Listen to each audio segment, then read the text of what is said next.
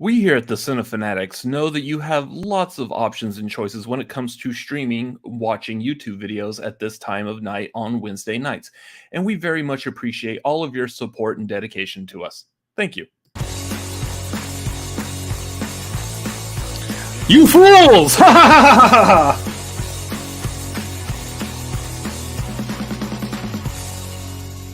What's going on, everybody? We are the Cinefanatics. This is the tagline. It is Wednesday night, and again, thank you all for being here. My name is Robert Adams.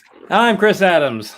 And yeah, we're going to talk some movies and make your mind melt and whatnot. I don't know. We're kind of overselling and probably under-delivering on this tonight, I'm willing to bet. But thank you for being here anyways. I don't know about the mind melting, to be honest. Yeah, well, you know, I'm kind of in the mood to like watch like some like tacky 80s horror movies where we actually see minds melt. When are you not in the mood for that? The answer is never not in the mood for that. I'm not in the mood for it when I'm deciding that this would be my once of the year time to watch Titanic. But then right after that, I'm right back into mind melting mode. You finally watch Paddington 2. Oh, I need to do that too. Yeah, I haven't watched Paddington 2 yet. I need that. I'm waiting for like a really like disturbing day where I'm just like seriously pissed off at the world.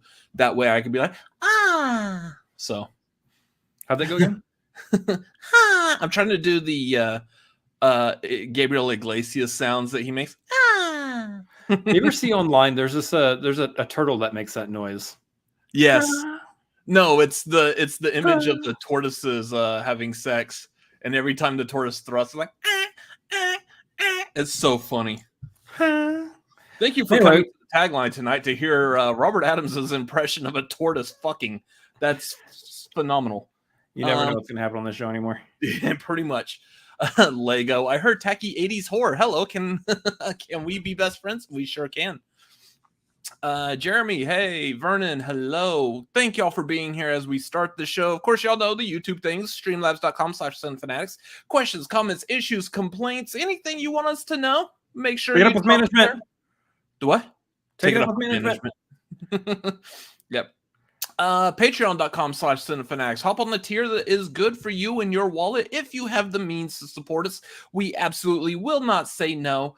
Thank you for your support on there. We did the movie trivia, or not movie trivia. We did the movie watch along the other night, which that was fun because it was Thor: The Dark World. So thank y'all for anyone who showed up to that, because that was, again, this Monday we'll be doing our movie trivia hangout. This one is going to be a little bit different because we're not actually like really studying for anything per se.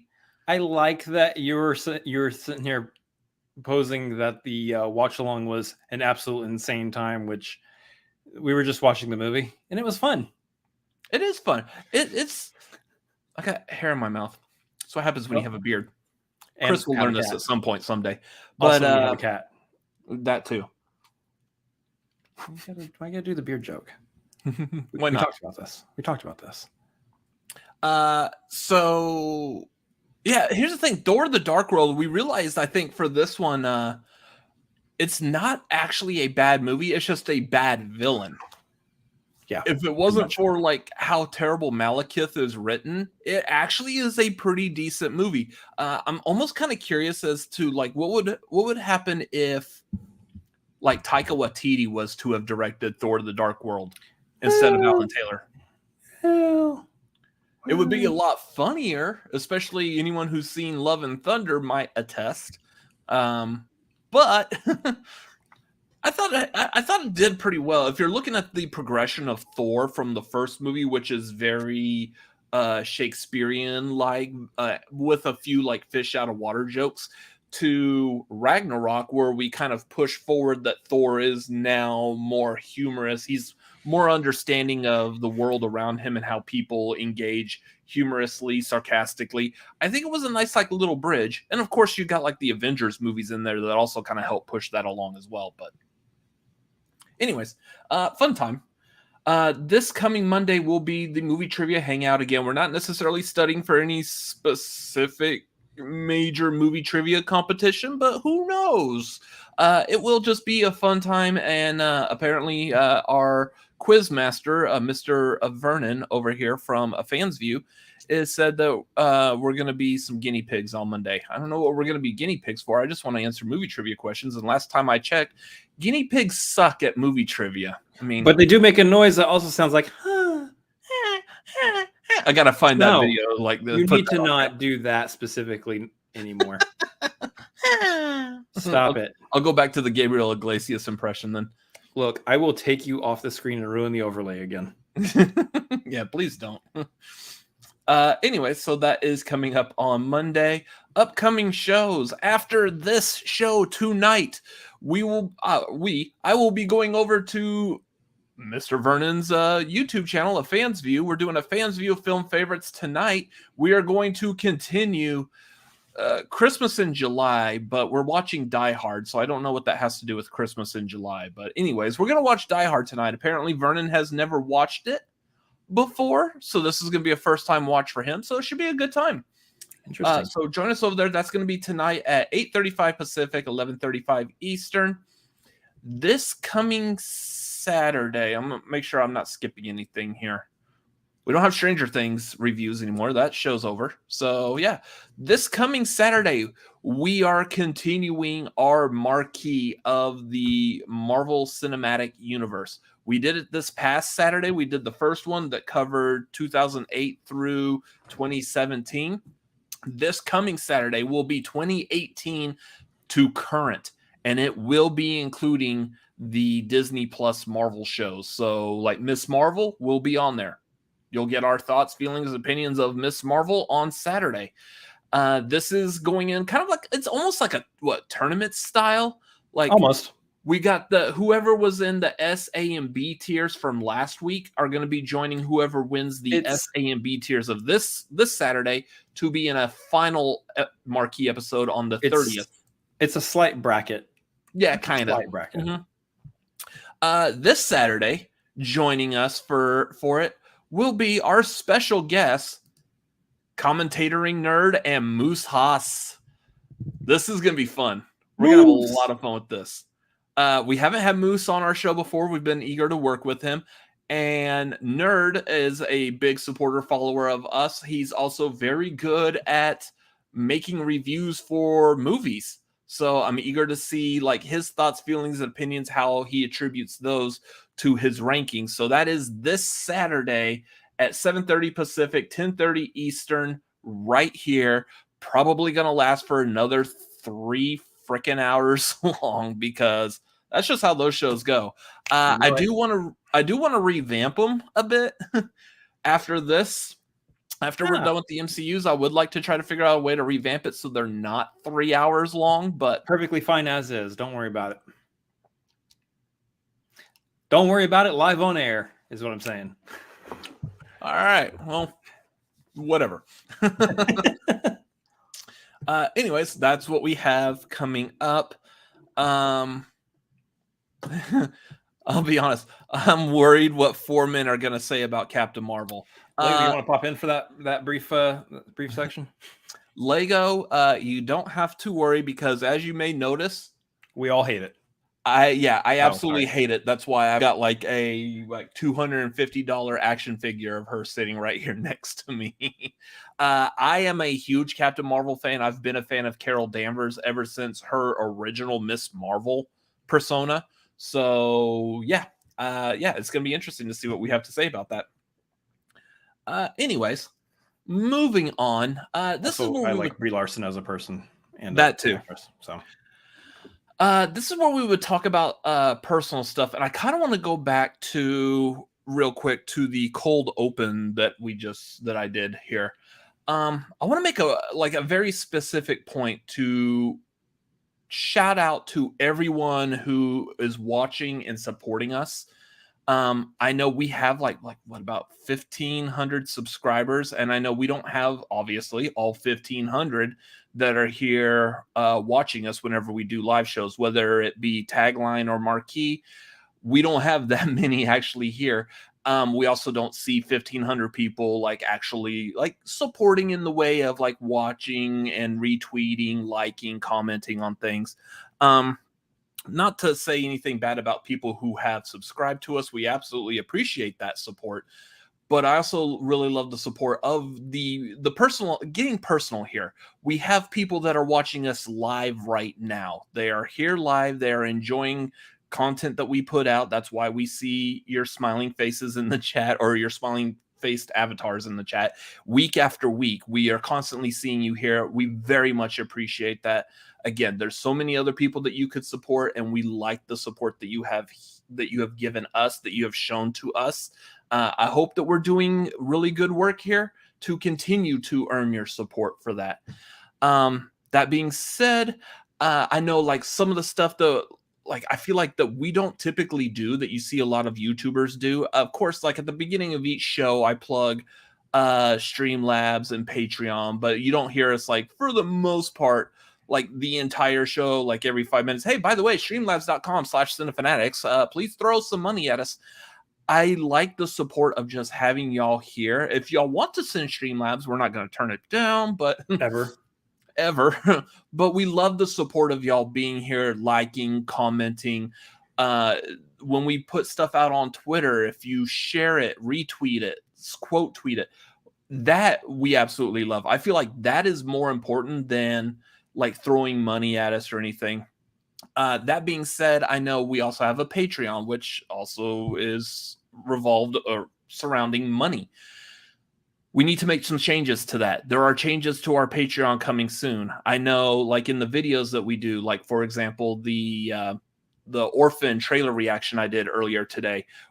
If you watch that, you may notice that we've started kind of moving away from putting end cards at the end of our videos. So there's not the awkward end card that we used to have, like, hey, click up here to subscribe. There's also a subscribe button down over here. Over here, some other videos we made. And as always, awkward funny phrase. And part of that end card was that there was a box in the corner, almost kind of like where I'm sitting on your screen right now, that had the names of patron supporters.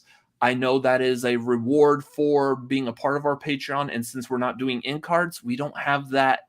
Essentially, you're not getting that reward for that. We are going to be changing that pretty soon. I want to make sure that anyone who supports us is getting supported by us for that support. So please bear with us. Unfortunately, it does take us some time. I do work like full time. So a lot of the stuff, the graphics and videos and stuff you see for Tagline are stuff that I also do.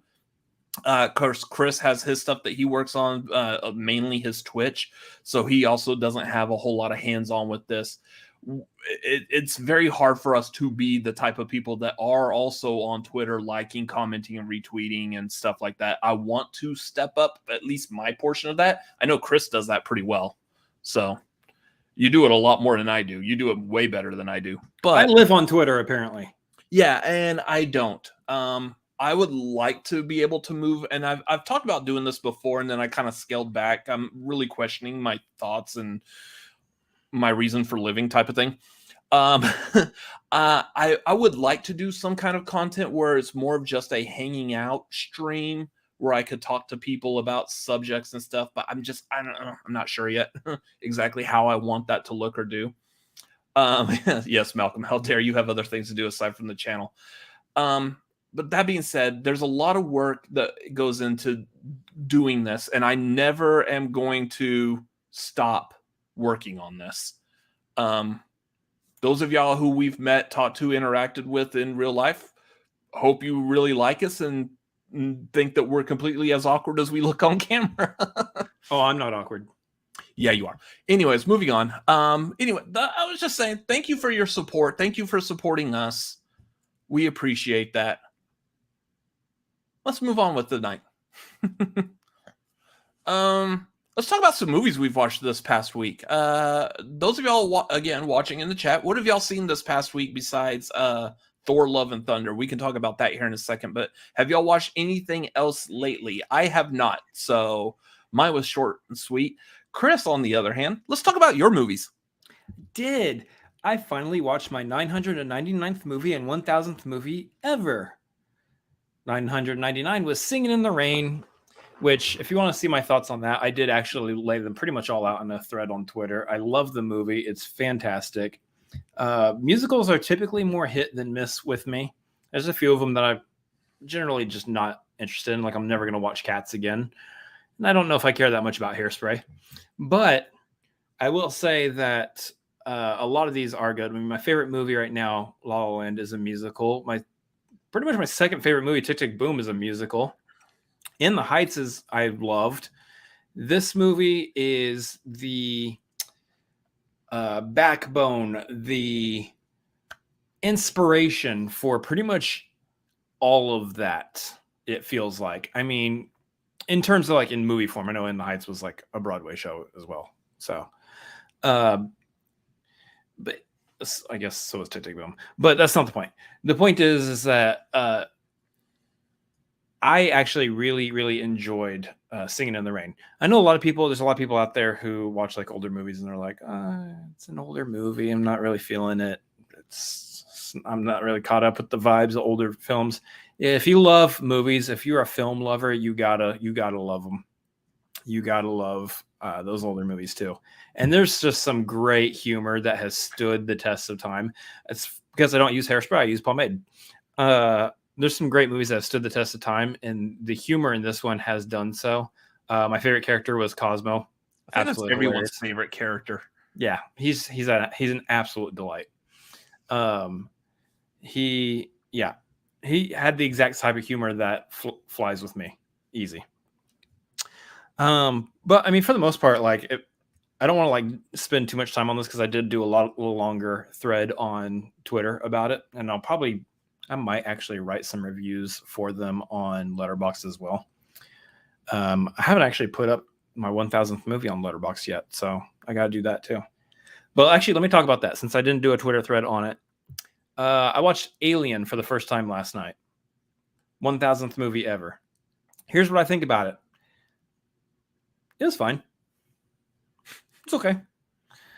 It's good. It's the type of movie that I don't know that I necessarily will flock to again and again and again and again. I know it's like one of those sci-fi classics, and I respect it for that.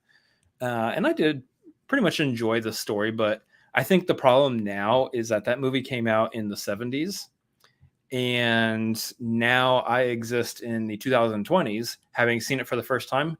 There's been a lot of science fiction that has come out since then that kind of uses some of the stuff that was done in Alien. And I understand this because Alien came first. There's even some stuff I think in Alien that uses movies that came before it. But for the most part, there's stuff that if I had seen it first in Alien, I probably would actually appreciate the movie a whole lot more. And I'm recognizing that while also acknowledging that the movie at the beginning, and I think this flies for a lot of people, is a little slower paced than I typically enjoy. I could definitely tell it was Ridley Scott who directed it. It just felt like a Ridley Scott movie. And generally because of that, like I could attribute that with like Blade Runner.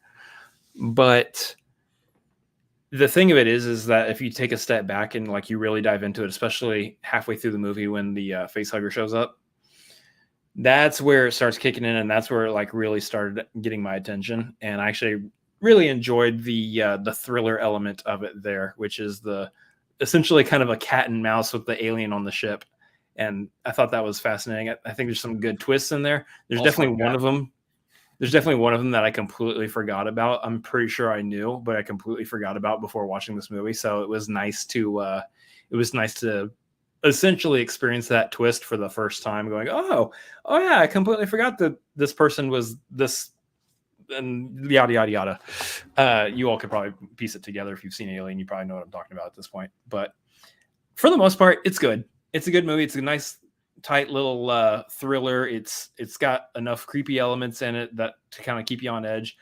I think my problem is still, and I think this will be a lot of problems for a lot of people who are watching it for the first time now, after having seen a lot of other movies.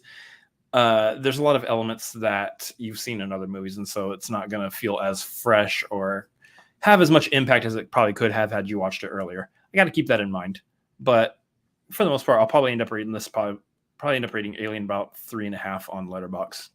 3.5 stars. So I did like Singing in the Rain more, but it's kind of weird to compare these movies. Which one did you like more? Singing in the Rain, a happy musical about falling in love during the beginning of talking pictures, or the movie about the alien hunting down and killing an entire crew of people? Which one do you like more? I like the happy movie more.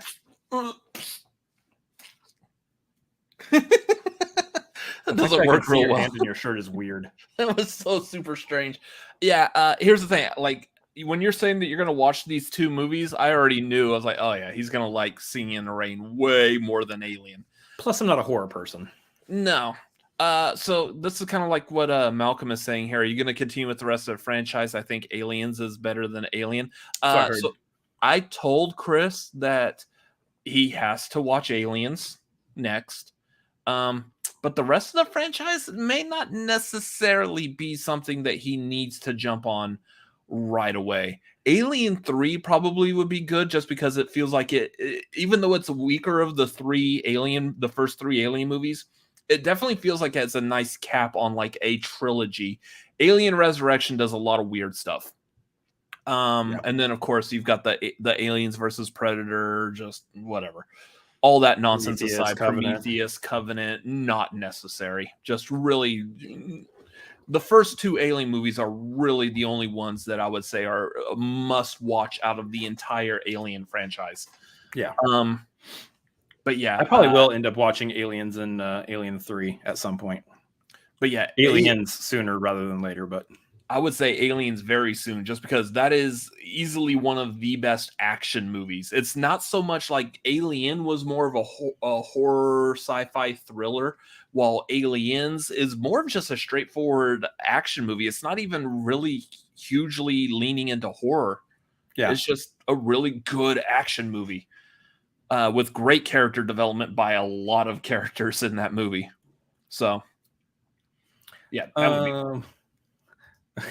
Malcolm, think you can make a happy musical about Alien? Imagine Xenomorph singing happily about killing people. Didn't they do that in Spaceballs? That was Spaceballs, where he was dancing on the counter. Hello, my honey. Hello, my baby. Hello, Jeremy says, I hope Robert didn't hear Chris scream while he was in space watching Alien. Dad joke. I didn't, because I was actually sitting in the room right next to him watching Alien with him. So that was just the tagline, right? Or is that something they actually say in the second one? Because I don't remember hearing that in the first one. It's the tagline for Alien: in space, no one can hear you scream. Okay. I don't remember hearing anybody say that. So it's got to either be a tagline or it's got to be in Aliens. Yeah, it was just a tagline for it. Anyways, and then of course over this past week, both of us have watched Thor: Love and Thunder. I feel like we've talked about Thor: Love and Thunder so much now. Watch the deconstructed, reconstructed video, because we pretty much do our entire spoiler talk on Thor: Love and Thunder in that. Yeah. So we did those of y'all who follow, who know, because I won't shut the hell up about it. I did the deconstructed trailer over Thor: Love and Thunder, kind of re-editing the trailer in the order that I thought the movie would go. And then what I thought about, and I think I mentioned this last week, kind of following like in the footsteps of like what Screen Junkies does with the Honest trailers. They did the Honest trailer commentary where they would watch their Honest trailer that they made and talk about the jokes and the behind the scenes. So we did something like that where we went back after watching Thor: Love and Thunder. We went and watched the deconstructed trailer again to call out exact moments on there, like what I got right, what I got wrong. And it was really interesting to go back. We had special guest Matt Thomas with us from What Real Entertainment. And we just basically talked about the deconstructed trailer and then gave overall spoilery thoughts on the movie as is. So it was really fun. It was like a little over an hour long, but really good, fun conversation. I feel like the conversation was pretty like constantly engaging. Nothing like, oh, okay, so you like this part. Yeah, nothing like that. So if you've seen both the I can't even think of what my trailers are called now, deconstructed trailer, and you've seen Thor: Love and Thunder, go check out that video. That's going to be most of our thoughts on it over there. But yeah, we liked the movie. It was fun. It was fine. I don't think it was the best. I don't think it was better than Ragnarok, but it's solidly middle of the pack in terms of Marvel movies. But we'll also talk more about where it goes and the ranking with everything else this Saturday on the marquee. Yes, that is the marquee this Saturday with special guest Commentatoring Nerd and Moose Haas this Saturday at 7:30 Pacific, 10:30 Eastern. Anyways, what did I see? Hi, Nerd. Nerd joining us just in time to be name dropped as being a part of the marquee this Saturday. Malcolm saying, how soon do you think we'll get the first trailer for Black Panther Wakanda Forever? I believe that it's currently slated for November still. Comic-Con's coming. That will probably be as early as Comic-Con. I was going to say, I think Comic-Con is happening this next weekend, so I would expect to see it probably popping up either this weekend, and if not at Comic-Con, it's going to be obviously Marvel doing its own thing again, and we'll just pop up randomly probably within the next month. D23. Or D23. But when's D23 is in August. It might pop up there. I believe the first one will probably be at Comic-Con. They need to start getting that trailer like pumped out like now. There's a lot of curiosity into how they're doing that movie, and that first trailer is going to answer that question. So hopefully, I think it likely will. They kind of like help. Yeah, can't help but answer the question. Well, kind of like the first trailer for Love and Thunder immediately answered is Thor getting back in shape and losing the gut that he had in Endgame, pretty much. So I mean, there might be this also. Teaser will be at Comic-Con, and the full trailer will be at D23, which does make a lot of sense in terms of timing between the two, because I think D23 is later August, if I'm not mistaken. Could just be pulling that out of my butt, but I do expect that we'll get something about it at Comic-Con, just because they got to start assuring the crowd about how that movie's going to go, with the lack of T'Challa as a character in it. Yeah. So that's what I think is going to happen with it. Real quick before we get into any movie news, we did get a Streamlabs in by Mario dropping $1 saying, I caught you $1. Yippee! Thank you, Mario, for that $1. Got you $1. We appreciate that. Did you get that all in coins by hitting that box like multiple times to get up to $1, or did it just give you $1 coin? Or I don't know how those work anymore. Inflation. Bling, bling, bling, bling. Yeah, I know. That would be the sound of it. Anyways. So just as we're talking about Nerd is when he pops in. Anyways, do we want to get to movie news? Movie news! Yes. Sounds like fun. Ladies and gentlemen, good evening. This is what's happening in your world tonight. We apologize for the interruption. Back to you. I got 90% of that is all like from Bruce Almighty. It's true. I'm addicted to Steve Carell's. Yeah, I think it's so much fun. Hey guys, let's talk about box office. You know what the #1 movie in the box office this week is? I have no effing clue. It's Minions: The Rise of Gru. Yeah, that's right. It's Thor: Love and Thunder. Real quick, again, I think we mentioned this in other things, but kind of not really like spoilery or anything. That doesn't appear in the movie. He doesn't do. It's not in the movie at all. Like angering. It was the best line in the trailer. I don't know. It's like the best part of the trailer, and it wasn't in the movie. It's like the Hulk running in Infinity Wars trailer. Didn't actually happen. Anyway, unified part of the trailer. So, anyway, Thor: Love and Thunder is the #1 this weekend in the box office with a 144 million plus gross domestically. That is a sizable profit. That is once again showing that the Marvel train does not know how to stop. Honestly, who wants it to? Who wants it to? All the trolls and people who don't know how to be on the internet, they're the ones who want it to, and they can shut up. Anyway, I'm going to get off that soapbox. So yeah, Thor: Love and Thunder is #1 in the box office with a sizable amount. #2 is, in fact, Minions: The Rise of Gru. However, with a 46 million intake.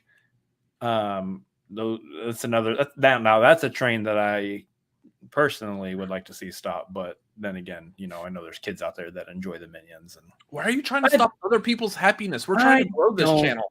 I don't want to take the joy away from the kiddos and the adults. Stop yucking the yums. Cheers. That being said, it is dropping from that number 1 spot from last week. Number 3, however, is... I saw you had the mug and I forgot the pillow. Oh, nice. There you go. Nick Cage always with us. The number 3 spot goes to, of course, Top Gun Maverick, because that movie is eternal crack, apparently. Yeah. We're not seeing a new movie tomorrow. Let's go see that again. Right? Once you pop, the fun don't stop.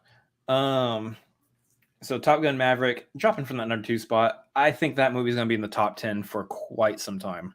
Is it actually still playing at the theater we go to? Probably. It made $15.5 million this last weekend, so I'm assuming it's still playing at the theater that we go to. I would be very surprised if it's not. It is. With a phenomenon like that, I think that thing's going to be in the theaters for a while. I think they're probably even going to delay it coming to Paramount Plus, because I'm pretty sure that's where it's going to go. That's going to be the major reason a lot of people sign up for Paramount Plus. Oh, absolutely. I think they're going to delay it though, coming to Paramount Plus. I mean, this is just a guess, because they're still raking in so much money in the theater. So, yeah, Paramount Pictures, it's right there in front of me. Yes, it's going to Paramount Plus. The number 4 spot goes to Elvis, still hanging in there. Obviously, it's been out for 3 weeks now. Number 5 goes to Jurassic World Dominion.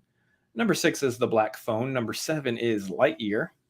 Number 8, bumping up the list, this is nice to see, is Marcel the Shell with Shoes On. That opened outside of the top 10 and was hanging out outside of the top 10. It's back up to number 8. Apparently, it's getting some good word of mouth, so it's bumping up the list there. Speaking of lists, number 9 is Mr. Malcolm's List, dropping from the number 7 spot last week. And number 10, on its way out, Doctor Strange in the Multiverse of Madness. Wait, back up real quick. What's so cool about Malcolm's List? I mean, I know Malcolm is a huge supporter of us as well, but why is his list that high in the movies? Because people love lists from New Zealand. Oh, okay. Well, that answers that. Real quick, I just saw Errolowl just dropped in the chat, just stopping by to say hi. Happy birthday, Rachel. I know it's your birthday today. Happy birthday. It's your birthday again already? Didn't that just happen? Hold on. They're singing happy birthday. Why is that so? That was slow and didn't play right. Hey, you know what? StreamYard. Okay. Yeah. So here's the kicker. Here's the news here. Guys.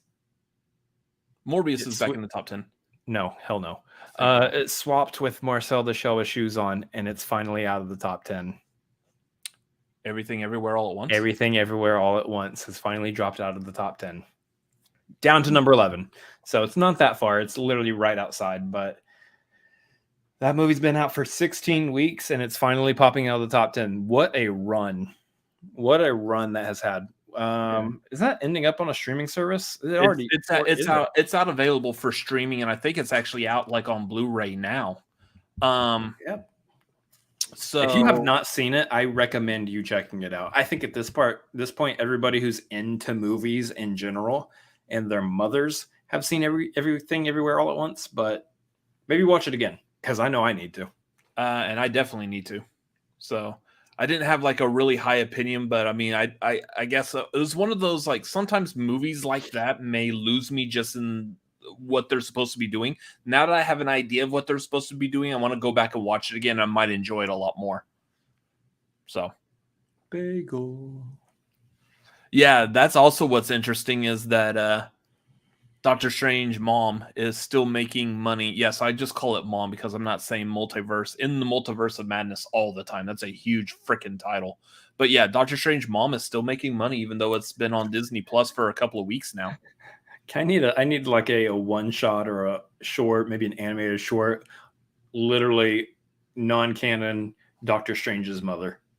What I think I might do is do a Photoshop of Doctor Strange as a mom, just Photoshop Doctor Strange's face on some stereotypical looking mom. 1950s hairdo, housewife look with the apron and makeup and then the goatee. It's Doctor Strange mom. Yeah. Hi, sweetie. How was the sorcery today? Every single time I see people it was fine, mom. You're not playing with those multiverses, are you? No, mom. No. Multiverses are something that we know. Oh, I can never get that line right. Dangerously little of, or whatever it says. Okay, well, be careful. I don't like you hanging out with your friends, the Avengers. They're too rowdy and rambunctious. You know how I feel. Okay, mom. All right, mom. And don't make people forget other people exist again. I just heard from the neighbors that you made Deborah's little boy Johnny make everyone forget that Johnny is. Okay, this is going way too long.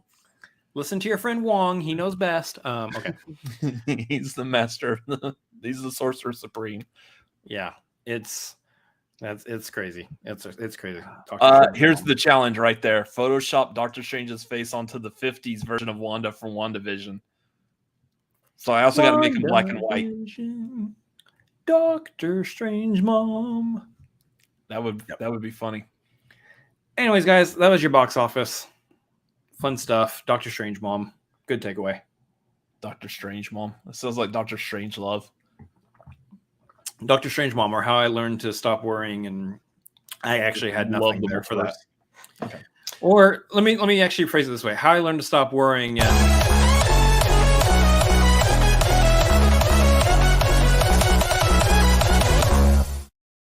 It's Barbie watch time. Of course it is. Do you know what is in the news for Barbie this week? Actually, very little about the movie specifically itself. However, it was Margot Robbie's birthday this last weekend. She definitely turned 32, and she was rewarded with this lovely pink cake with a Barbie topper. It says, "Happy birthday, Barbie Margot." It's just a beautiful cake. I wonder how good it tastes. I mean, only the best for Margot, I'm sure. I wonder if the Barbie doll is actually in the cake, or if the actual Barbie doll is just cut off at the hip there, and we only see her from the waist up. Don't act like you care.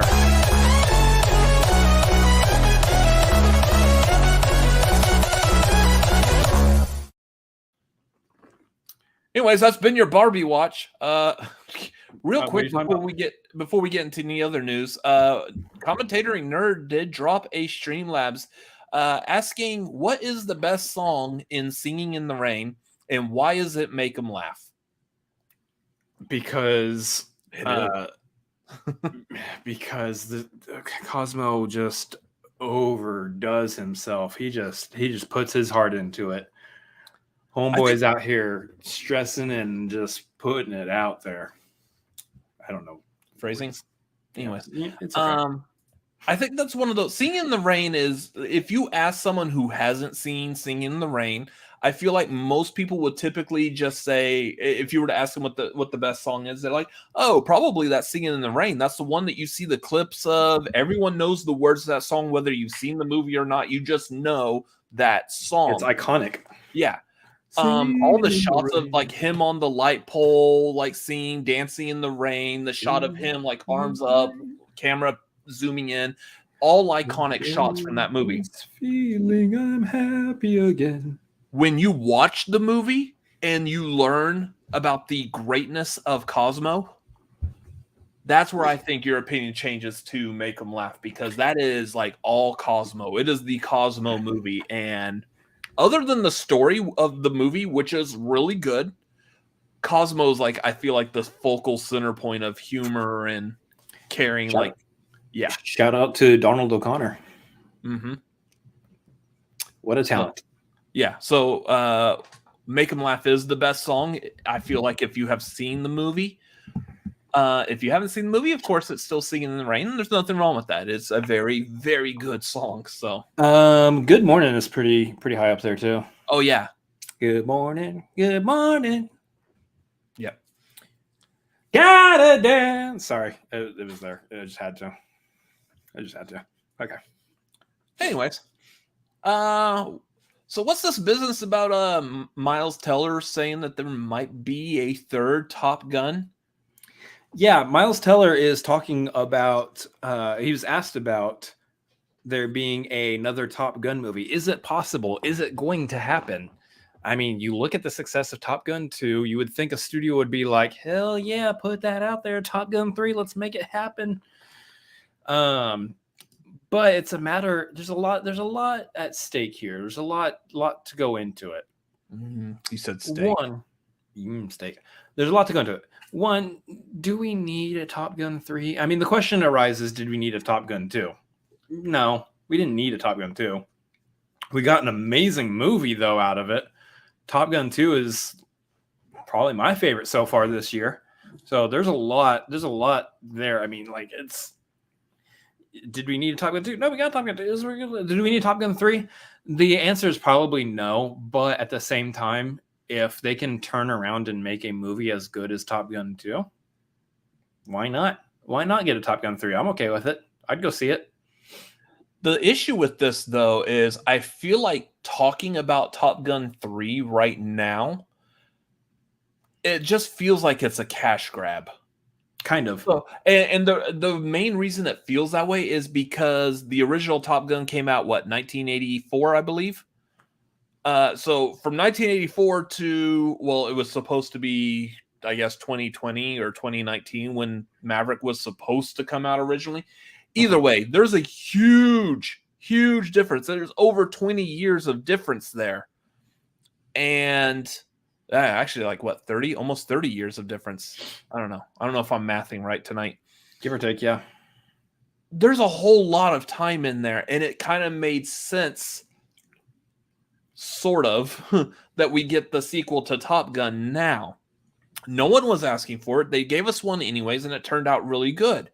A really good now story I to it. feel like, and here's the thing, I can't remember. In 1984, I was like, 3 years old?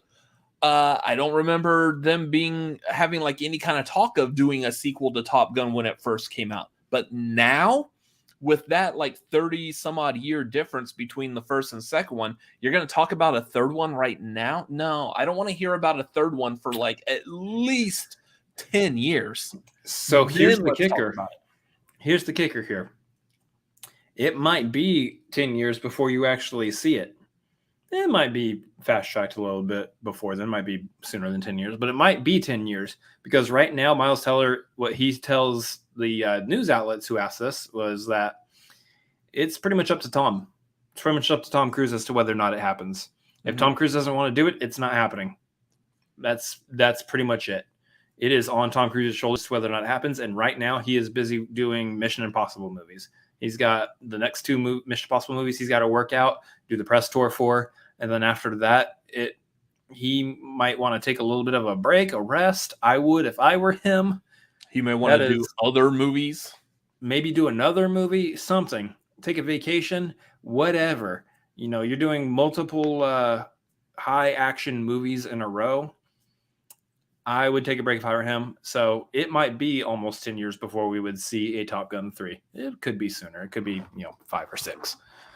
But I would say if it's up to Tom Cruise, I think Tom Cruise now is at the point in his life where he is willing to do something if the story is right. And I think that's going to be the kicker we see as to whether or not Top Gun 3 happens. If they can come up with a good story that Tom Cruise feels good about, then we see it. If not, we leave it at Top Gun Maverick. And I think that would be perfectly fine. I'm happy either way. If Tom Cruise would be happy with a third one, I'd be happy to see it because I kind of trust his opinion as to whether or not another Top Gun movie should be made at this point. So, especially because he's a producer and they produced a good sequel. Yeah. Anyways, might be interesting, but yeah, I agree. I don't want to see it for a while. We shall see. It's on Tom Cruise's shoulders, y'all. It's on Tom Cruise's shoulders. The fate of the universe. Moving on real quick. Real quick. So, what is today? The 13th? Today's the 13th, yes. When was this? So this was last Wednesday. I guess I can't remember if this was before. Was this before we did Tagline last week? I can't remember. I think it might have happened. Or that yeah, night, it didn't get announced. I think it didn't get announced until Thursday, but Wednesday of last week, July 6th, the world lost one of the greatest actors ever, and that was James Caan. Absolutely loved all of his work. Of course, this is a shot of him from Elf, but like so much of his, oh man, I was gonna sit here and like read out like all of his like really good roles and stuff, but there's so many of them. Sonny, oh man, his character from Misery. I love his character in Misery, and I forgot his name off the top of my head right now, which is weird because he's a book author and they say his name over and over and over again. But yep. Anyways, that's Misery is probably one of my favorite movies that he has done. Chris, you want to talk about him? Not obviously. I haven't seen Misery. It's not the movie I've seen, but yeah, James Caan is one of those legendary types that you come to respect over multiple decades of very great work. He gained such a personality to him that I think ended up being endearing to a lot of people, despite he kind of had like a gruff nature about him, but he was still somebody that a lot of people identified with, loved following his work. Obviously, he had like he had one of the more unique Twitter accounts, I will actually say. And I know it's like he's got such legendary work out there. You're going to bring up his Twitter account? Yes, because every tweet he ever made, he ended with "end of tweet" every single time. And I was like, so someone told James Caan that he doesn't have to put "end of tweet" at the end of every single one of his tweets. But then it became a thing. It's like, you know what? That's his thing. That's James Caan's thing. And his Twitter account, I think over the course of the last few years, has been a documented history of his work, the people he's worked with, his time on different movie sets. You see him with like other such stars as like Robert De Niro, or with Al Pacino, with Marlon Brando, talking about some of the Godfather stuff. You see him with like on other sets, and there's just so much to think about. I mean, this is another one of those like big legends who, unfortunately we see pass away. But I believe he was 80. Am I mistaken, or was he a little bit older? 82. So again, as we've brought this up before with other celebrities who have passed away, when you hit about 80, it's one of those things where, you have to balance we're sad to see you go with, we want to celebrate the long life of work that you have left us with. And this is one of those situations where, he was up there, he was around that age that we start seeing this kind of thing happen, and we celebrate the work that he leaves behind. So I think that's the biggest thing. Also, if you haven't seen Elf, I recommend watching it this Christmas season. Yeah, probably when you get closer to Christmas, unless you want to be one of those weird people that watches a Christmas movie in July, but that's beside the point. Yeah. Anyways, moving on.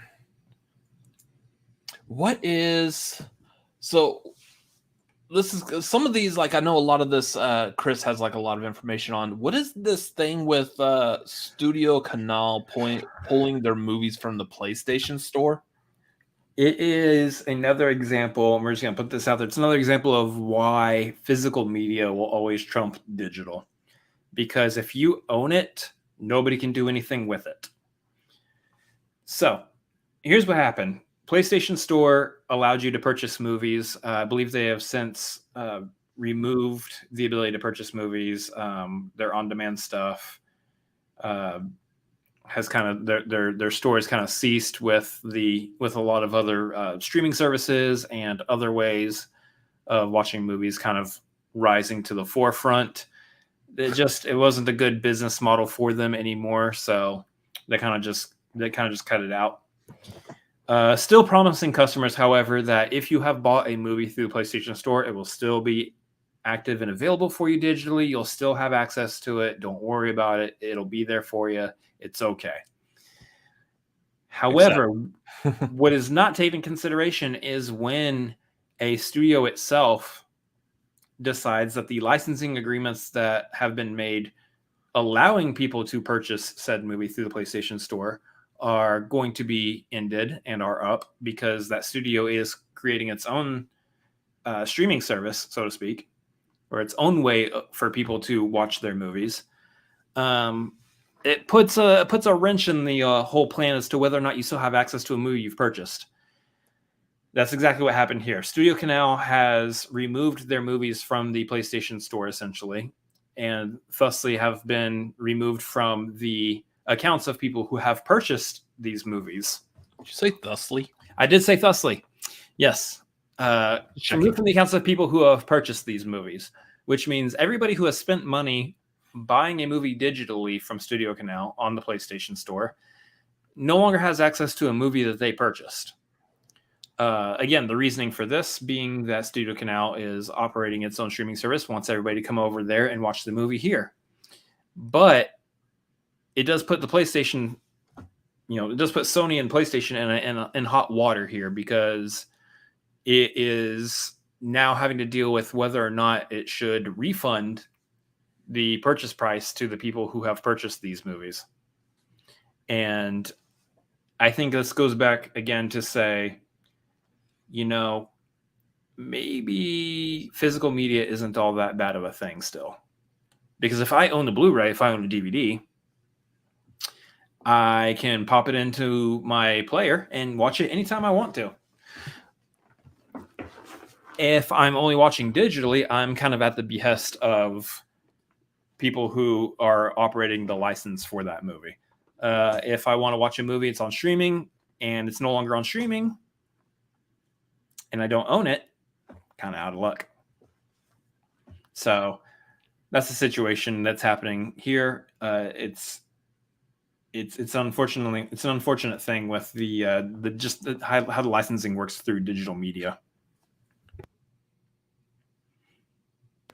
Yeah. Nice. I know, great timing for a need to clear my throat moment. So like for me, most of my movies that I have digitally, mainly because like I used to have like huge collections of VHS, and then I switched over to DVD, then I switched over to Blu-ray.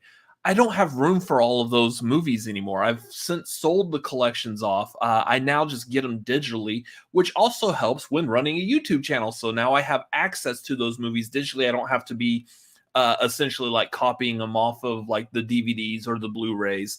I just have them already digitally stored.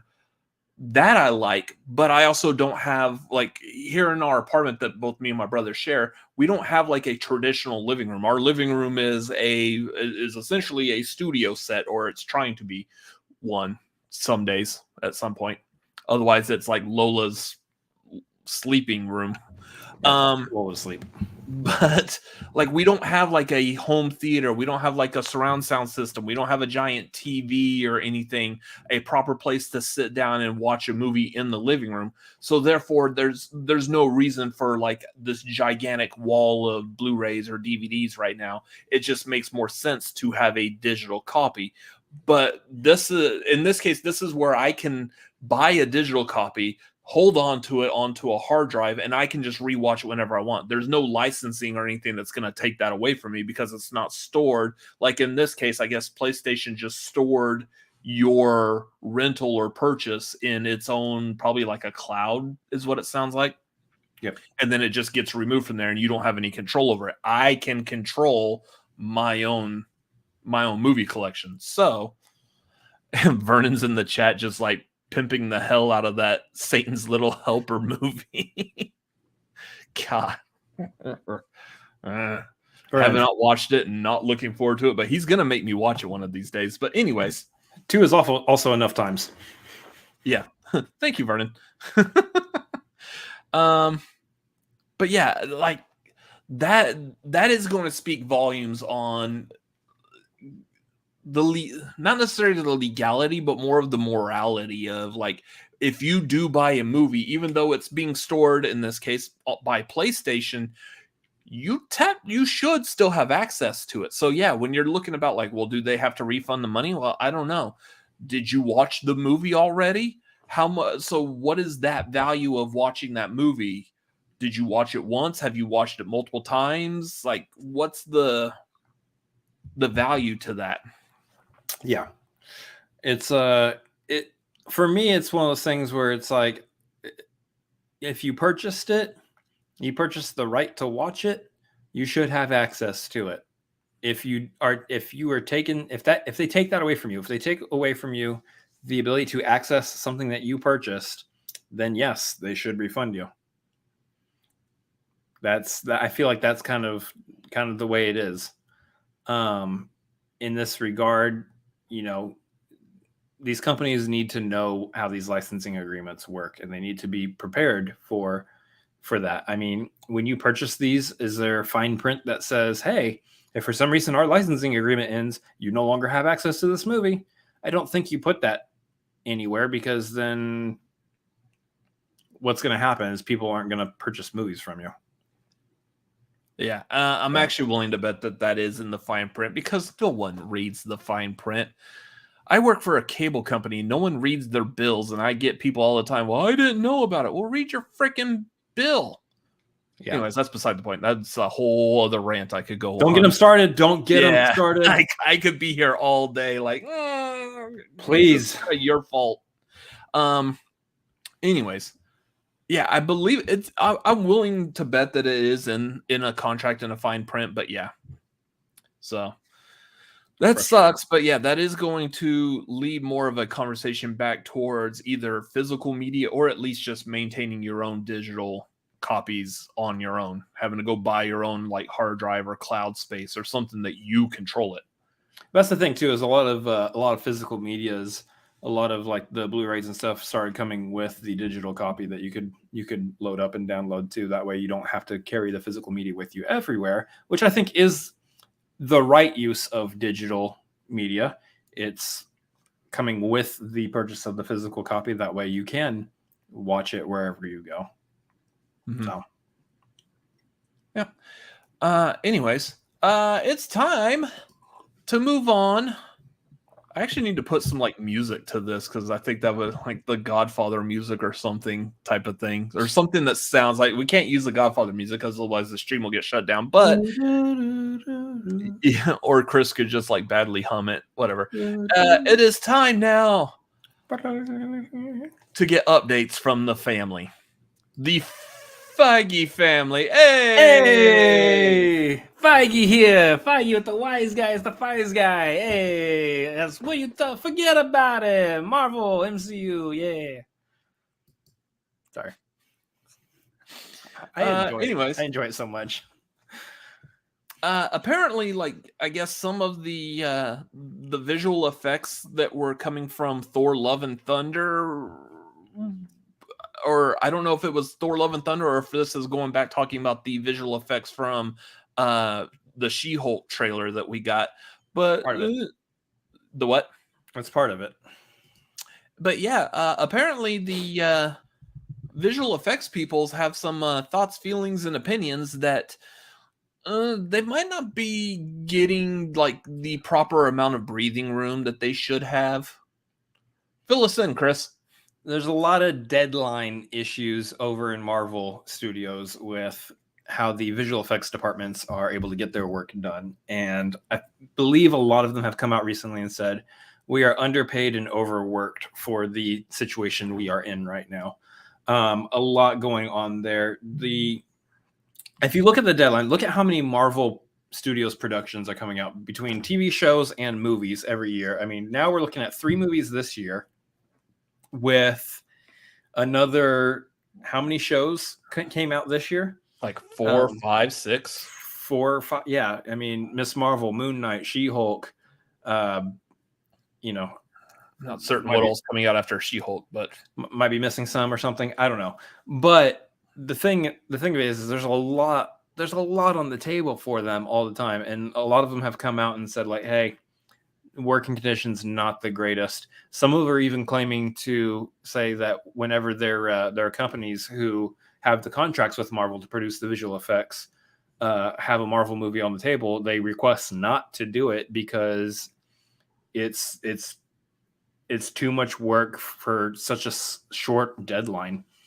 And what happens is you get the turnaround where you have people on the internet, specifically like Twitter, who are, and Reddit, who are really engaging that freedom of speech and being able to share your opinion wherever and however, and really like to dig in whenever they feel like something looks a little bit off. We've seen a lot of like random screenshots from Thor: Love and Thunder, which is absolutely ridiculous, by the way. That movie looked fantastic. Or you'll see like the people who are going in on She-Hulk and thinking something looks a little bit off there. Of course, the one of the creators of the She-Hulk series recently was talking about how you got to wait and see how it looks on Disney Plus when the show actually airs, and not focus solely specifically on how YouTube might compress trailers and make them look. Doesn't do the visual effects justice. So that's one aspect. But real quick though, for that, if y'all have watched anything from the Corridor crew, they actually do reactions to visual effects in movies. They did recently do an episode where they talked about the visual effects of the She-Hulk trailer. And that was exactly what they said, is like most everyone was watching it on YouTube, where there's like video compression. Because of that compression, you lose the, like, say, skin texture. I'll tell you, like, right off the bat, just the simple explanation. We're currently live streaming this show through StreamYard. Right now, the StreamYard backstage that both me and my brother can see each other on, we both have like crystal clear images. Like we're using like full like 1080p DSLR cameras. We look really good on here. Like you can see skin texture and stuff like on foreheads. Like you can tell that it's a good, crisp, clean image. But what you're seeing on YouTube, y'all see a lot of like my forehead is smoothed out here. Chris is all like his whole, like any part of his skin from the neck up is all smoothed out. You don't get that crisp, like detailed texture. So yes, any of y'all that have, for a better example, any of y'all that have been on backstage of a StreamYard, seeing how the image looks compared to how it looks on YouTube, that's exactly what that was. So some of that is what made for weird visual effects shots. And I highly recommend y'all watch Corridor Crew, because they do some good videos and stuff over there. The problem is, however, there's a lot of these visual effects artists who are saying, like, the short amount of time we have to work on these things between, getting the movie and then turning around and having to have a first trailer ready. And then, between the time of the first trailer and the time of the movie, to make sure everything is clean and crisp and where it needs to be. Very short. It's a very short window. And for them to receive such flack that they do online at times for shoddy visual effects work, would you want to do it? Would you want to work diligently and hard on visual effects for a company when the fans of said company's movies are just tearing you apart online? I wouldn't want to do it. Where's the thanks? Where's the thanks there? The issue I hear on this, and again, thanks to Corridor Crew, I have a better idea of how to explain this, is for a lot of, especially digital VFX shots, you're not taking into account like the computing power and the time it takes to render those shots. If you do any kind of like video editing, when you make an edit to a video, it takes a while for your computer to understand exactly what that edit is and to relay that edit seamlessly into your actual video editing. So when you go and you save it and then you pump it out, it is able to display everything clearly. For example, the trailer reaction I did today, I just filmed that straight with my camera into my computer. In the editing program, I put like the overlays and stuff, all these graphics you see on the screen. I put that in later.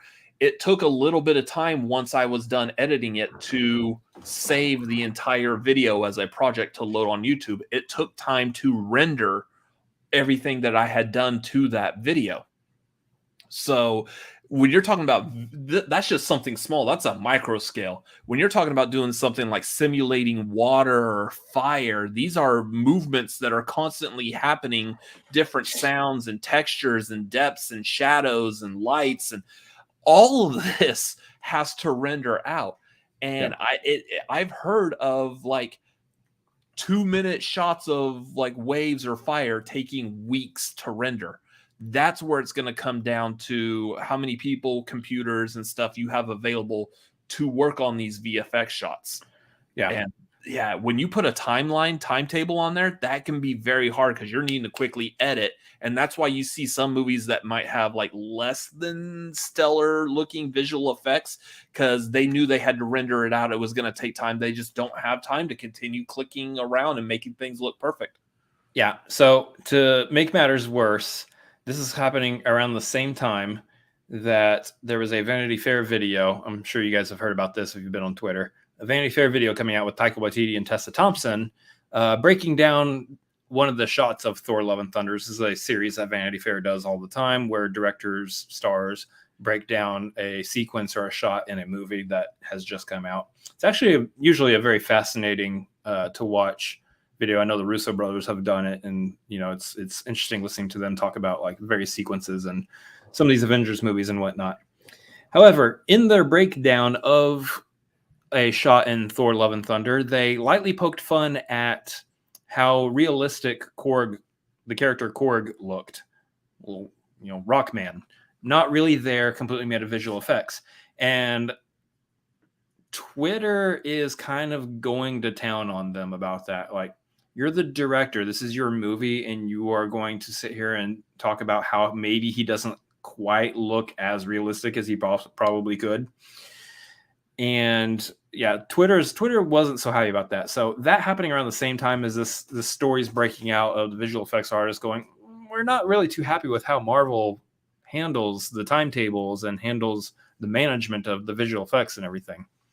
It just nice little, you know, perfect storm of things that doesn't make Marvel look good in this case. Which I don't know if we have heard anything from Kevin Feige yet, if he's addressed this. You know, obviously being the head of Marvel Studios, I would think he would address this and say like, hey, we hear the complaints, we're going to be working on them. I would at least expect to hear something like that, but who knows? We'll see. We shall see. Yeah. Anyway, so that sucks. So that if you work in any kind of job, and it's really hard because any kind of job you have, if you speak up about it, like at what point is there like, hey, this is a legitimate concern compared to, hey, this is just a person that just wants to complain. And I hate that about the work environment. So don't get them started. Yeah, I'm not getting started on the cheese. Again, that's why I want to do like my own channel so I can just rant and get on soapboxes over there. But I feel like this understanding like what is being said and how it's being said, I feel like that is a legitimate concern. And yeah, it's just I feel like Marvel has a lot of workload going on.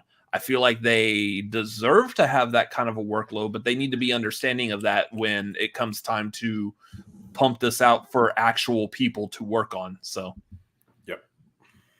Yes, Lego. I could rant about a lot of stuff that I don't rant. I keep it to myself. It stays festered in here, and it probably makes me a terrible person because of it. But whatever. That just went a dark turn. That makes me a terrible person. I'm a terrible person. No, it doesn't make me a terrible person. It makes me one of those people that like never expresses feelings or emotions. So I just keep it bottled in, and That's what I meant. Not terrible. I'm still a good Today's person. I feel Cinefanatics like therapy people like me. session. We're going to look at my brother and ask him, how did Mother hurt you? I mean, we don't have much time. I gotta go over to a fan's view of film favorites to watch Die Hard tonight. What's the next story? The next story, it actually does involve the dawn of the Feige family. Mr. Kevin Feige had a few words for Sony Pictures.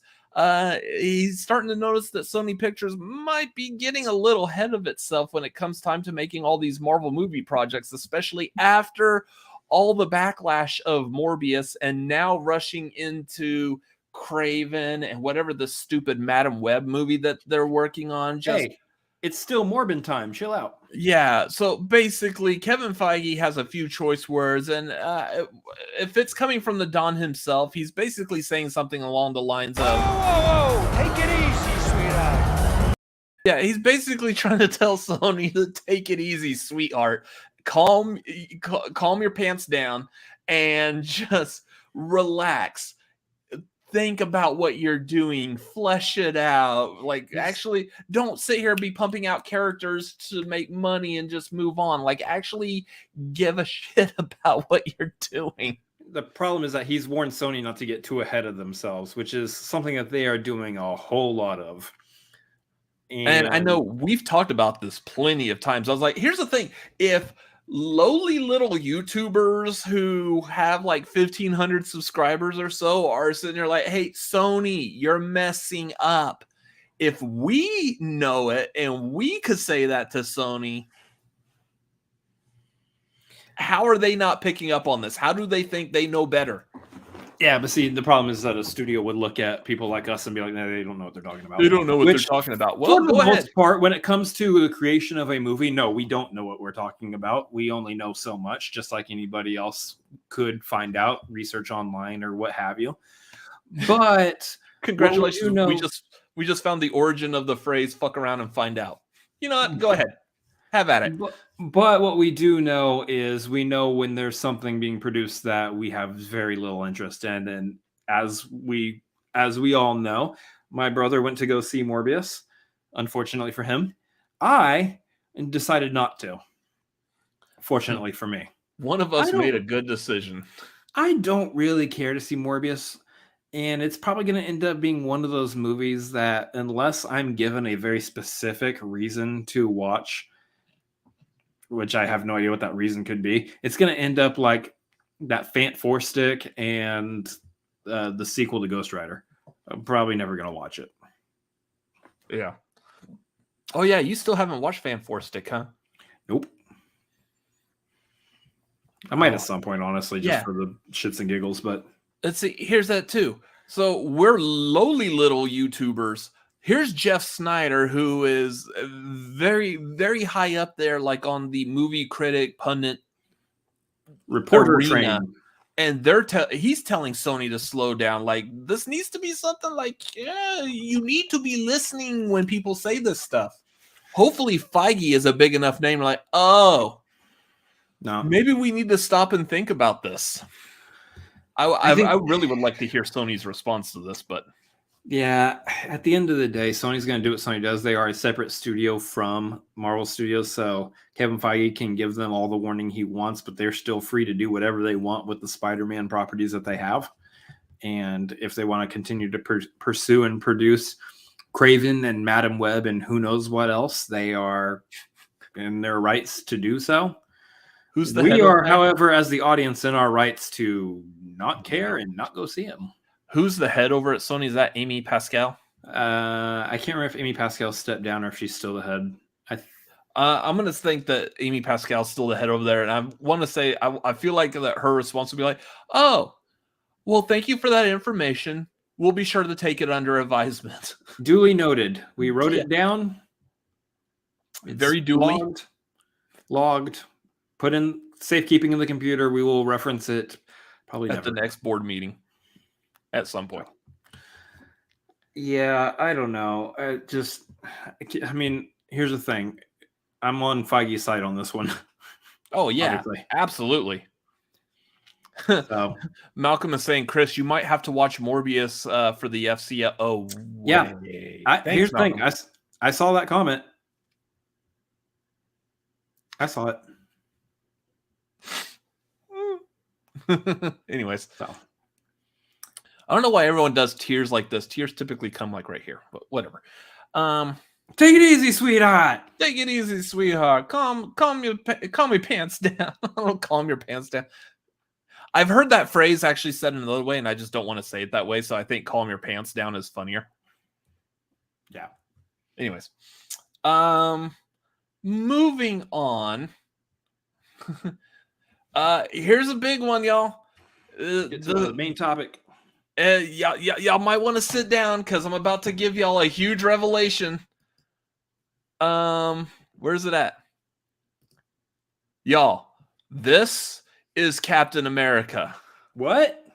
I know. Very strange, isn't it? Like, I could have sworn he was Falcon, but no, he's Captain America. What? But that's not Steve Rogers, though. No, it's Sam Wilson. He's Captain America now. Wait, what? Yeah. But Steve Rogers is Captain America, though. No, he handed off the shield at the end of Endgame, and he gave it to Sam Wilson. And then there was an entire Disney Plus TV show that was all about Sam Wilson coming to terms with being the new Captain America. Oh, and it's a TV show that also was this TV show not also the one that stated they'll never accept a black man as Captain America? Was that absolutely. The one that said that too? Yeah. And then we hop on Twitter. And we see people literally saying, I don't accept him as Captain America. Yeah. Uncle Sam Wilson. I love that one. That's pretty good. Now, here's the thing. Like, I actually don't see any fault with like the general public on this one for once. Most of the issue is because I forgot who it was. Was it the Hollywood Reporter? Someone like put out this tweet that was saying something like, oh, and this is gonna be, he's not gonna be playing Falcon anymore, and we're all like, yeah, no shit, he's Captain America now. I don't know why we didn't have this like saved, but yeah, I think it was the Hollywood Reporter. Yeah, so this is like it's a publication basically telling everybody, hey, Anthony Mackie is back. He's going to be in Captain America 4, but Steve Rogers isn't here. And he's not playing the Falcon. He's not playing the character that he's been known as the Falcon. That this is breaking news, guys, that Anthony Mackie is not playing the Falcon character that he's been known. Like, it's not breaking news. It's not breaking news. I promise you. Stop feeding the trolls online who are saying, not my Captain America, which is literally in a comic book panel of people who didn't like the fact that a black man was taking over the Captain America role. And they literally had signs that said, not my Captain America. And I literally found tweets online of people just tweeting the words, not my Captain America. So it's almost as if not only did the Marvel Comics predict this was going to happen, of course the MCU did. Yeah, he is Captain America, though. Deal with it. Yeah. Cope. So it was the Hollywood Reporter. They stated on Twitter, Anthony Mackie is reprising his longtime Marvel character of Sam Wilson, but will not, however, portray Wilson's longtime alter ego and hashtag Captain America sidekick, Falcon.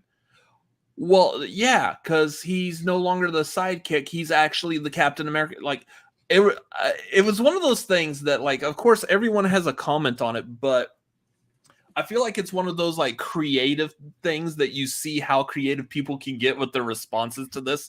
It could range anywhere from the very basic, yeah, no duh, to some kind of elaborate diatribe on like why Sam Wilson is actually Captain America, not just because Steve Rogers handed him a shield or Marvel Studios decided to push that storyline from the comics. There's an actual like source reasoning from the heavens, or he was preordained or something like that. It's really funny, all the creative responses to it, but good Lord. It's another reason why I probably don't do social media as much, because I can't figure out words. This was a good point Jeremy brings up here. Chris Evans responding to THR should be enough. You would think. So Chris Evans responded to THR with, he's Captain America. Yeah. It's because he's Captain America. That's it. Our old Captain America just said, this guy is now Captain America. And what's hilarious to me, and what I thought was absolutely stunning in just the worst possible way, is how many people get onto Twitter and respond to Chris Evans. Nuh-uh, you're Captain America. He's not Captain America. My brothers in Christ. That's like You are telling the man who passed the shield off to another person that he didn't pass the shield off to another person. What is wrong with you? Not to mention, can you imagine a world where a bunch of people who you don't know, you don't ever interact with, let's call them strangers, seems like a good term, are telling you who you are? I'm pretty sure you know who you are. You would be you. Yeah. Just so my head one hurts. thing, they haven't like expressly stated it yet in the MCU, but I'm pretty sure it can be assumed and it's fairly clear that Steve Rogers has passed away. He was old man at the end of Avengers Endgame. It seemed as if Sam was giving a eulogy of sorts to him at the beginning of Falcon and the Winter Soldier. And so it can be assumed that he has probably passed on given the age that he was at and, the fact that the character is no longer necessary, especially as Sam has fully taken the mantle of Captain America, as we have seen in Captain America and the Winter Soldier, which is the title given at the end of the Falcon and the Winter Soldier series, proving that Sam is Captain America.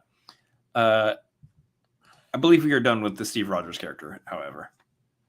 Yeah. So it would be very shocking to see Chris Evans pop back up again as Steve anymore. I believe his contract is done, and it has to be a really good story that makes sense for his character to show up at any given point anymore. So yeah, so Jeremy, the irony of the situation in Falcon and Winter Soldier is about society accepting the fact that a black Captain America can and should exist.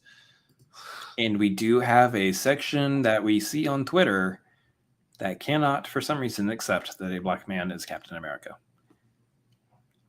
I think it's wonderful. Obviously, it happened in the comic books, which for some reason we can't accept. It literally happened in the comics. Sam Wilson took the shield. Sam Wilson became Captain America. It happened in the comics.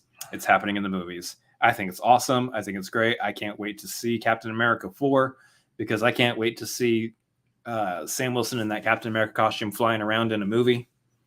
I liked the costume, by the way. I obviously, we're probably all aware there will probably be some changes to it, upgrades to it in some capacity for the film itself. But I'm looking forward to whatever story they drum up for this. I think it's going to be great.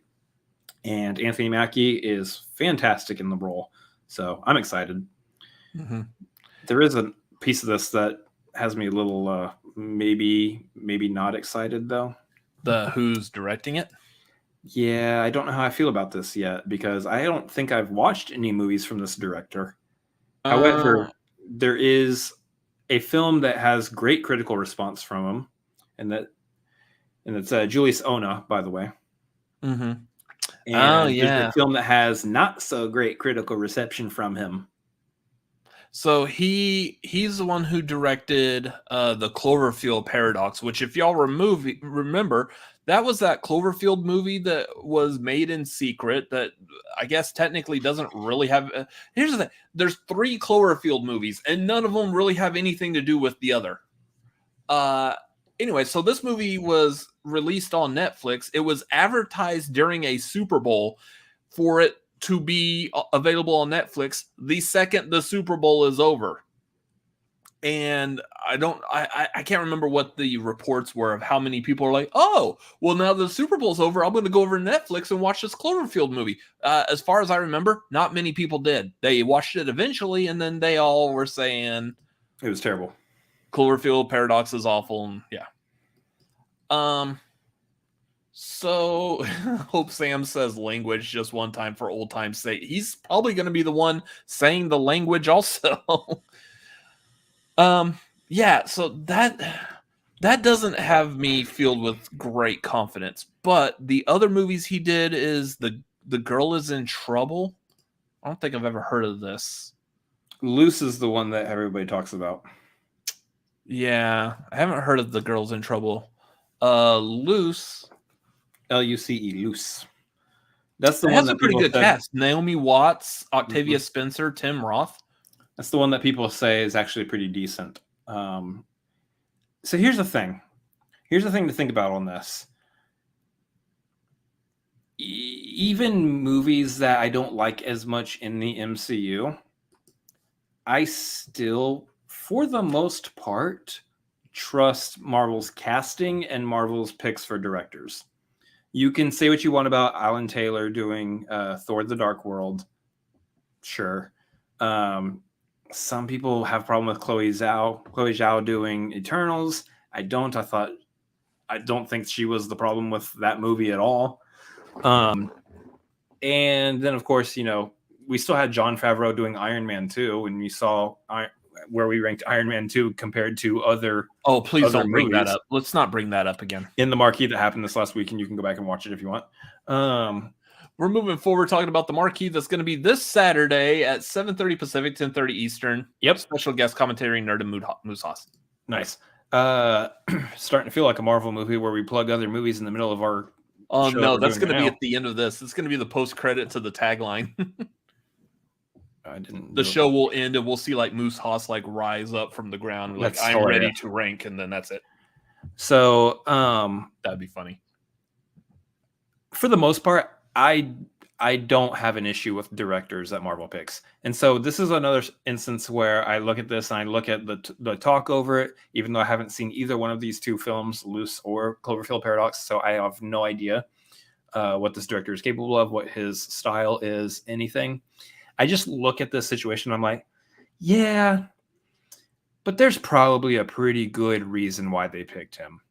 He's probably got a pretty good idea or eye for what Marvel wants to do with the character. And he's probably got a pretty good plan for what he would like to also see done with the character. He probably enjoys the character, probably relates with the character in a lot of ways. And I think I'm going to go ahead and trust Marvel in this case. Even if the Cloverfield Paradox was a big old bummer, I think the problem with that movie is probably there was a lot of like studio meddling on the story. And it's like, hey, we have to make this a Cloverfield movie, this, that, and the other. Probably a bunch of stuff that, was actually the fault of that film and not the director himself. In this case, let's go back and here's a good example. Let's go back and look at the Spider-Man movies. John Watts. He was known for this movie Cop Car. Mm-hmm. What else did he do? That was about it. I don't know. I never saw Cop Car, so I don't know how good of a movie that was. But I'll tell you this much: Homecoming, Far From Home, and No Way Home are all fantastic. I like all three of those Spider-Man movies. Oh, he did that clown movie too. Yeah. You don't know about that. It's a horror movie where a guy puts on like a birthday clown costume, and the costume itself is alive, and it attaches itself to him, and he can't get it off. Weird. Yeah, it's a creepy movie, but yeah, I forgot he did that too. He did well with the Spider-Man movies. Let's look at the Russo brothers. What were they doing before Winter Soldier? Community. A couple episodes of Community. And, that's one of the things that I think threw me off at first was, hey, the Russo brothers are doing the sequel to Captain America. Well, they've only done like episodes of Community. They've only done some smaller projects here and there. And I was like, wait, what? And I think it was Winter Soldier that taught me not to doubt Marvel and picking directors ever again. Because Russo brothers are some of the best, if not the best directors that Marvel has had between Winter Soldier, Civil War, Infinity War, and Endgame.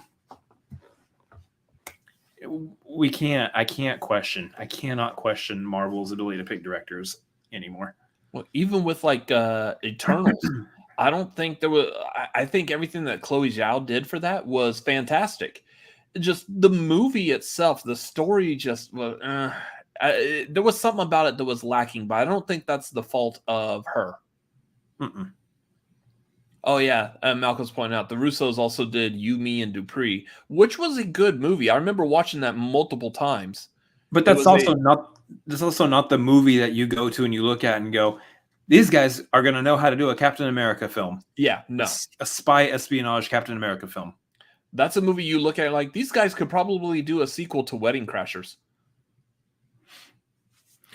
Yeah, That's a good one. You tell me the dude who makes those trauma movies and Super is making Guardians of the Galaxy. Okay, and it's great. Yeah, James Gunn.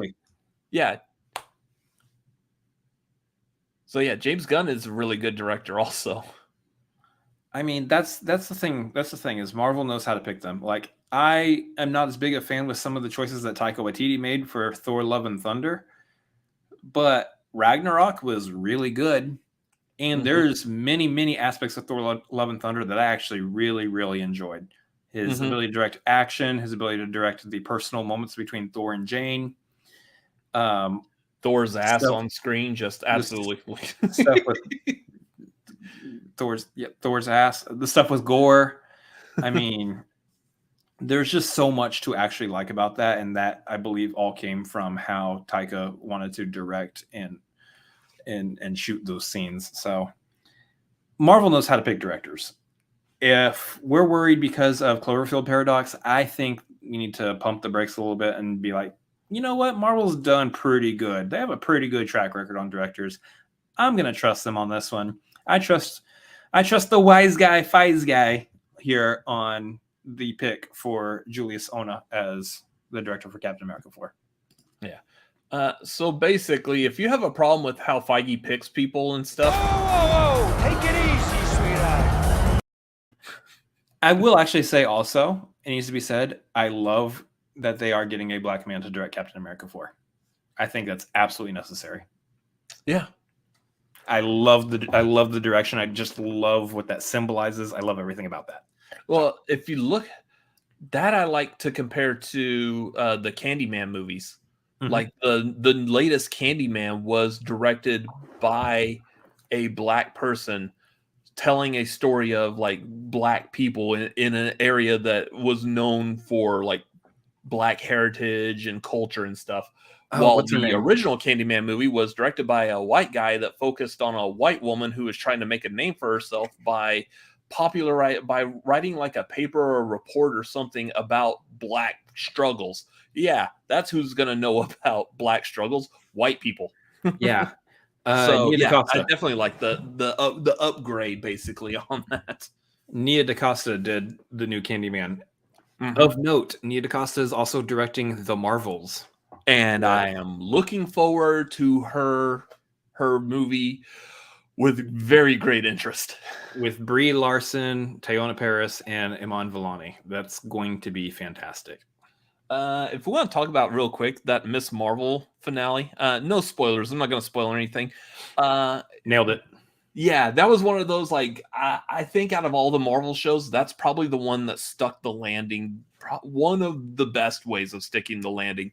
Maybe I could argue a little bit for like Loki and small part, maybe WandaVision, even though a lot of the landing in WandaVision was just kind of like undone by Doctor Strange mom. But yeah, it was a little weird, but I liked how Miss Marvel ended. Yeah, I would say Miss Marvel has stuck the landing the best of all the MCU shows so far, also followed by Loki, and I would say even Captain America and Winter Soldier did pretty decent job. But You mean yeah, was yes, Falcon and the Winter Soldier. Yeah, I thought they nailed it. I thought it was fantastic. I think it does a lot of good setup for some stuff coming up, and we'll leave it at that.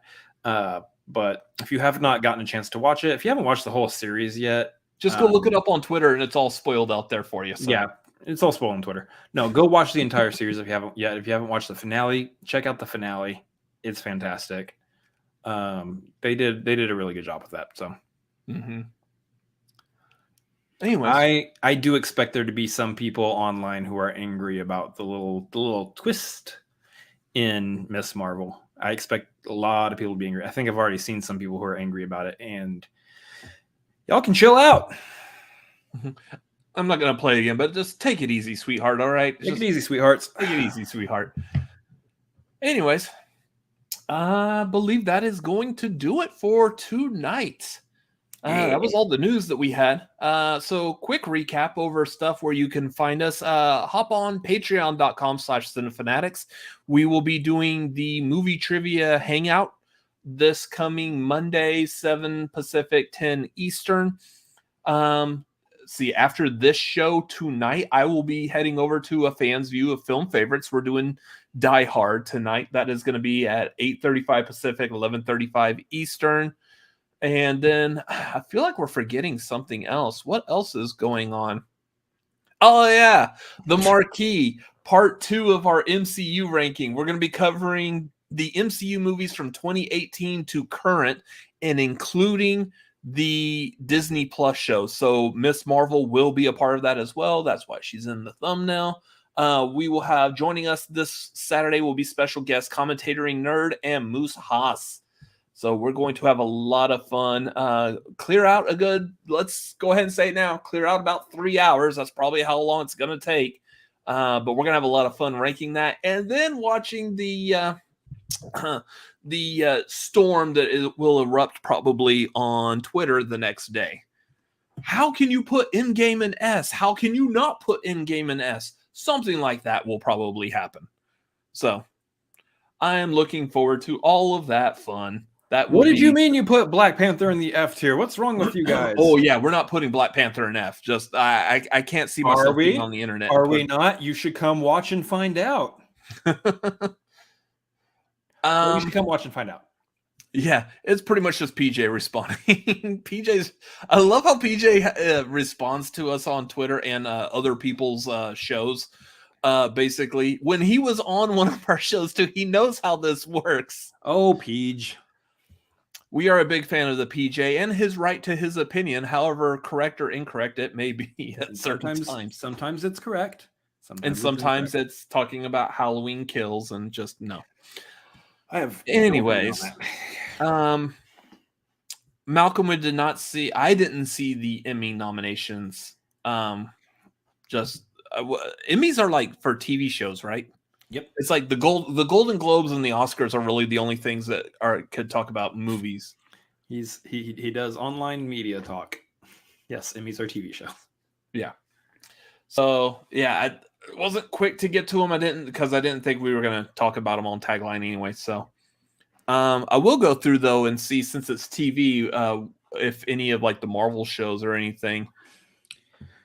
It's confusing. I think What If is nominated for like an animated series, but it's confusing the way it's broken up, because apparently, as Nerd has told me, they had to break up how they broke up the Stranger Things season. That Sadie Sink wasn't necessarily eligible this go around, but she might be eligible next year for this year's Stranger Things. I don't know. Boys. I feel it feels weird because Stranger Things is up for the best drama series, but it's weird to me. I think I'm gonna stick with the Sadie Sink was robbed, just like Jeremy said in the chat there. Sadie Sink was robbed until next year when she gets the nomination, and then I'll be like, justice has been served.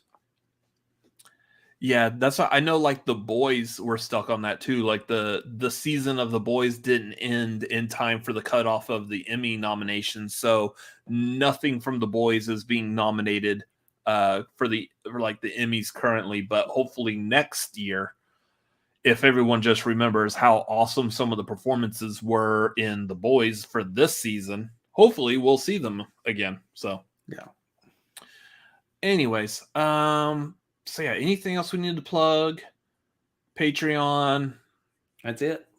Yep. Fans' view of Die Hard. Anyways, yeah, that's going to do it for tonight. So yeah, make sure you like, comment, and subscribe to this channel. Please share this. Again, we're talking about supporting content creators. Please help support us by not only liking and commenting and watching, but like share, retweet, quote tweet, whatever, spread the word. That's how you get views on stuff like this. When eventually we'll get the trailer for Black Panther Wakanda Forever, very likely I'm probably going to do a deconstructed trailer on that. When that gets posted, share that amongst everyone, whether it's other Twitter followers or friends, family on Facebook. Just let everyone see it.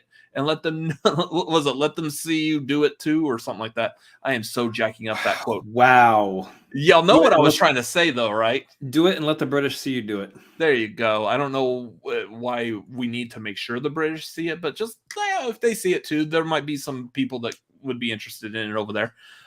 Anyway, so do that.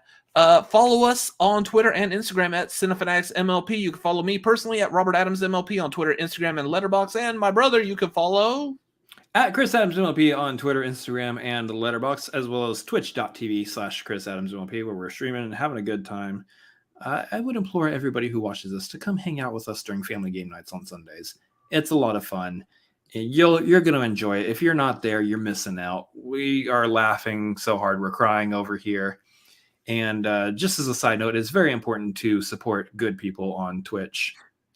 So come support the Twitch channel. I'd appreciate that. Support good people, because my brother is good people. And of course, I'm going to say that because I'm his brother, but I'll also tell you when he's being a little asshole too. So, I mean, he is good people in general.